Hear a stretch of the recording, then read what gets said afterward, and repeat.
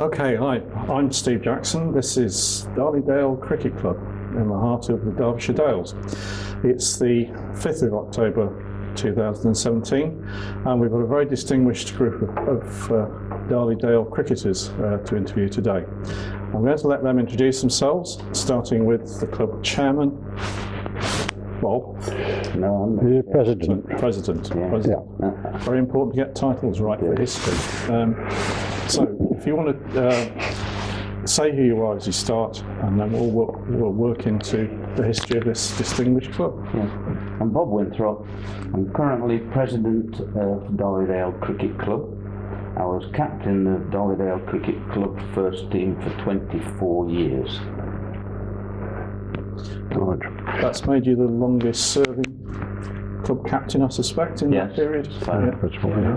That's great.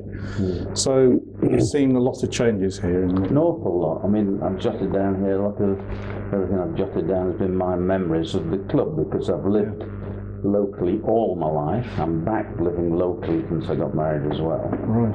And so really for almost 70 years I've been a member of the Darley Dale Cricket Club. So it's really important we can get as much of those 70 years into 15 minutes here. Yeah, so we shall come back.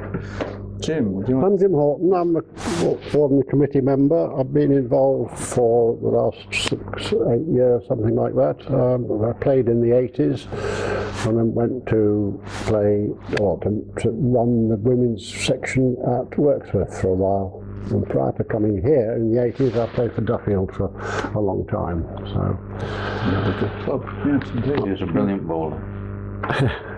Lovely to hear. Yes. What? Any particular delivery you like to get batsmen out with? well, I tended to bowl in swing, I suppose, predominantly. That's good. If I tried hard, I could occasionally cut it the other way, but very often finished halfway down the wicket. That did. So with Jim, he used to put it on the dinner plate all the time. He did. Ideal. We need one of those now. yeah. And you, Sir Richard? I'm Richard Johnson. I've been down here since I was knee high. I used to come down with my dad, who played. My brother played as well. Sort of the late 50s. I'm currently, have been chairman in the past, been match secretary and other things, and I'm currently a member of the management committee. I'm part of the pavilion subcommittee, where those retirees amongst us, like Jim and Andy, we look after the pavilion and keep it in order, basically. Right. Yeah. And smashing pavilion it is too. Yeah. What I'd like to do is, I know we particularly want to focus on the history of Darley Dale Cricket Club, so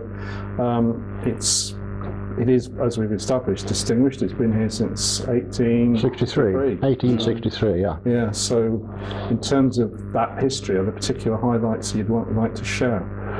Well, I think it's just interesting that, well, it was owned by Sir Joseph Whitworth, who's involved with the Whitworth Institute up the road, and developed the British Standard Whitworth thread, the PSW thread, and the Whitworth rifle, amongst other things. And he owned the ground for quite a long time. I don't know when he died offhand, so I got it down here somewhere, but he died about the late 1800s, and but he was very instrumental in keeping this He did an awful lot for club the going. community. Yeah. He came from Manchester originally, and he had made his home at Stankley Ford, which is up Darley Hillside.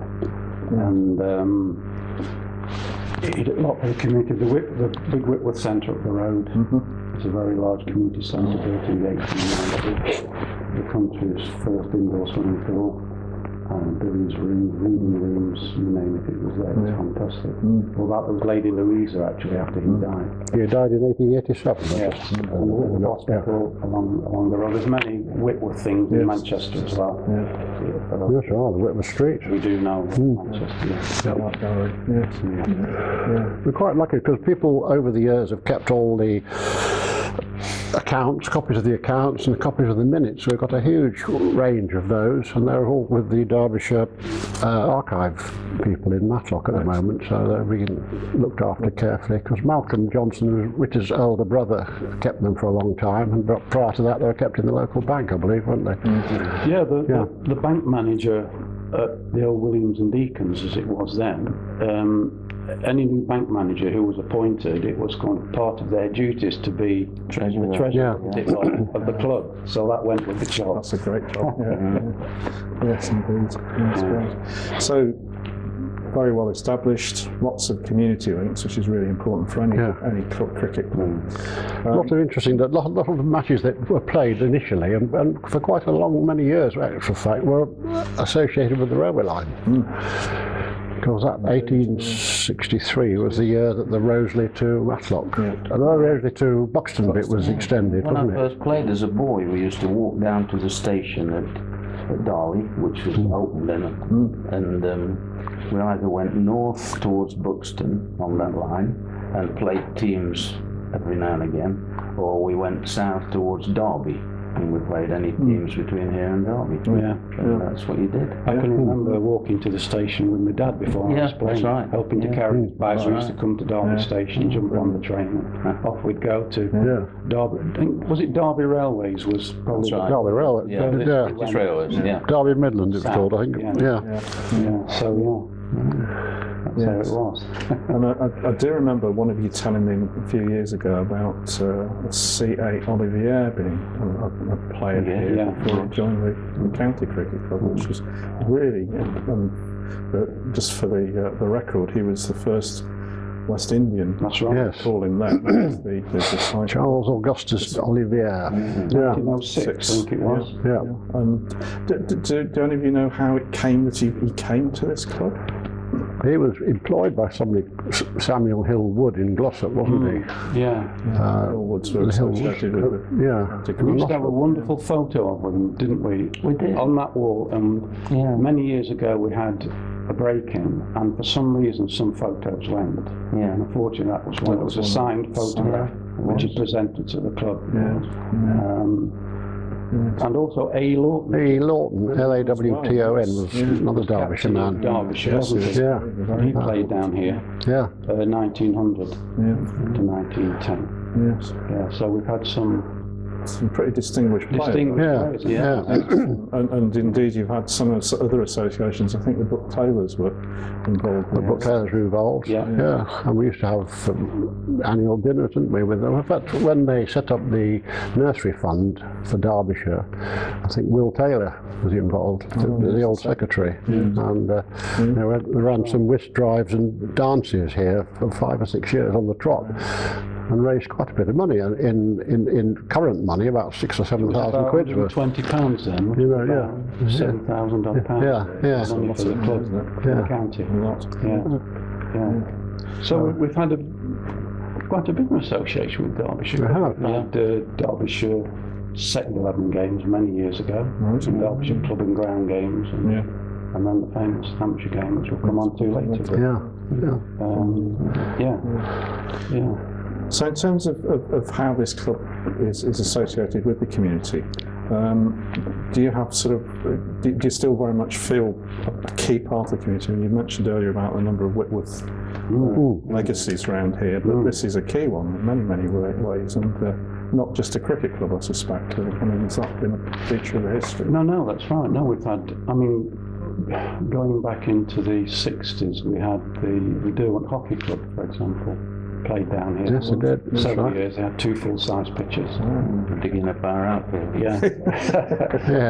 That was for several years, but it ended up to stay in the league. They had, when AstroTurf came in, they had to move on to an AstroTurf pitch. We've had ladies and girls football down here for several years, didn't we? In the winter. They had two large pitches, 2 smaller pitches. They played down here. And South Darley School. In association with South Darley School. Well, Andy will talk about it more probably anyway, but we haven't got any playing field, so they have their games lessons and sports day here. We have weddings and christenings and all the rest of it. So that's great. Very much a key part. So, in terms of this long history and so on, are there any other particular key moments we'll talk about the player league against Hampton? Well, we've been quite honoured, I suppose, to have the Dukes of Devonshire as patrons since 1908 until the current Duke, who is the 12th. There was a short gap when the 11th died, a few years, but after that the current Duke accepted the position again in the year with 2013. Yeah. One of my first memories of coming down here was when I was a boy, about 8, 10. The owner of the club was Alfred Smith, and Alfred owned nearly all of Darley Dale. He owned the houses that go as you rise there. He owned the houses that went along St Mary's View that overlooks the church. He owned houses in Wensley. He owned houses up at Darley Dale there, and he was a very wealthy man. And he had his business at the station. He had offices at the station there. And I remember him, at one time he played cricket. That was before my time. Yeah. And but I remember him as a relatively old man. I would come down with John there, and we'd sit on the seats here in front of the pavilion. And I remember him walking around with his walking stick. He'd walk around with his walking stick, looking at the match and things. And he'd come. There was a gate on the fence of the pavilion there, and he'd come through the gate, and he'd come whack with his walking stick across our legs and say, "Off. This is only for adults." And we used to have to go and sit on the riverbank over there. But he owned the club. So I could get away with it. And he left today. He left the club. He left the ground to the club. Oh, did he? Yeah. Oh, right. So But it was in perpetuity on the condition that we did not play Sunday fixtures. Oh, that is interesting. He was a religious man, Yes. you know, and so we didn't play Sunday fixtures until we went into the league. We joined the Nottingham Border League, and then our committee went to court and got it rescinded so that we're allowed to play on Sunday. That's really important in terms of the future of the club. He actually bequeathed the ground and £5,000 in 1954. Wow. That's lots of money now. Now, I had a nephew who didn't like that provision in the will, so he challenged it, and it went all the way to in 1956 to the Chancery Division of the High Court, who confirmed that they were valid absolute gifts. That's right. So he obviously felt that maybe the £5,000 should have gone his way, but that's what happened at the time. And of course we've owned the ground ever since. Quite interesting. That old end of the pavilion was 1904, wasn't it? Originally. That's when it was built. Yeah. And the original bit cost £255 at the time. Yeah. Bargain. Which is about 28,000 equivalent, apparently. That's right. But it's that end is still. It was part of the original, wasn't it? Yes. Yeah. It was. There was a changing room at each end. Yeah. Probably a bit in the middle. I remember there being a refreshment counter here, where Mrs. Taylor came out of the kitchen and served the teas on the refreshment counter. And in fact, at the Hampshire game, the dressing room was at that end, where Derbyshire changed. We'll talk about that. Talk about later, Yeah. There's one that, you just mentioned one thing I thought was quite amusing. 1906, a ladies' committee was formed for catering at home matches. And the committee approved 35 shillings for utensils. Wow. And they had an arrangement with the Square and Compass pub over there for the boiling of water, because there was no provision here to boil any water, so it had to be boiled from over there. Now, they obviously had some difficulties with that, because in 1908, because of those, they approved £10 for a gas supply and a copper, so they could boil their own water here in the pavilion.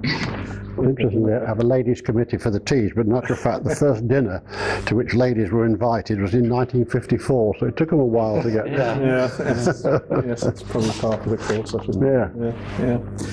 And then I guess as well, the relationship with the pub would be very strong for a lot of different reasons. So, Well, we had no bar, obviously, originally, did we? So we always went over there after the match.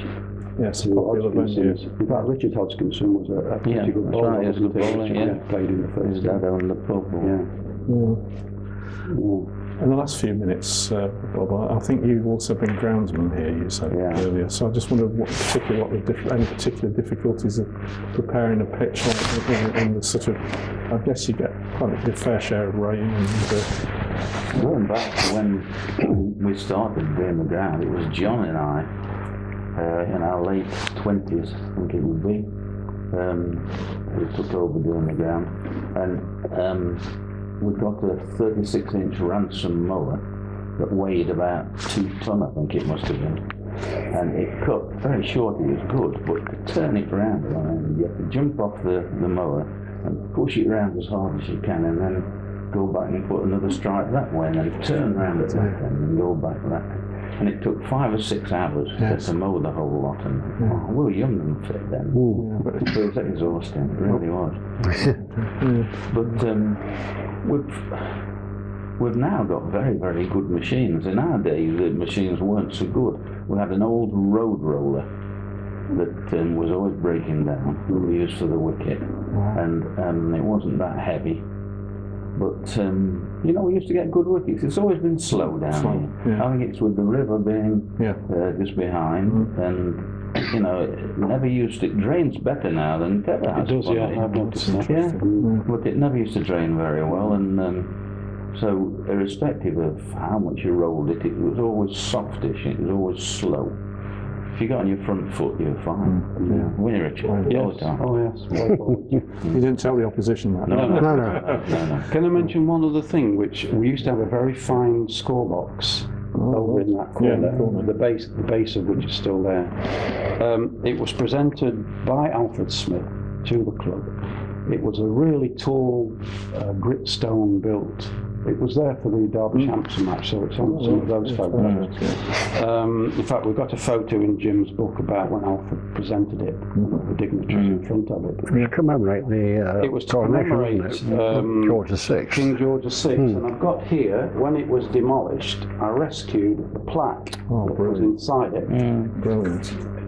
This building and scoring equipment presented to Darley Dale Cricket Club by Alfred H. Smith Esquire of Darley Dale, in commemoration of the coronation of His Majesty King George VI, the 12th of May 1937. That is wonderful. And that was inside the box, so I made sure I rescued it before it was, demolished in the end. Marvellous scoreboard. Yeah. John and I used to work the drums when we were lads and we were young, and it was superb. Massive drums, weren't they, Bob? Yeah, they were. You pushed around. It was a better score box than they got at the county ground. It was tremendous. And then it became past its time, really, didn't it? It started to get vandalised a bit. It was very steep steps up at the back, so in those days they weren't into accessibility or anything, so that was another shame. Yeah, it was a shame because it was a fine score box. Well, Trevor used to score for you. You scored in those days. Scored for many years. Yeah. Right. You could recognise anybody still at the 100 yards. Brilliant. Gentlemen, thank you. Thank you very much. Fantastic. Thank you. Good start.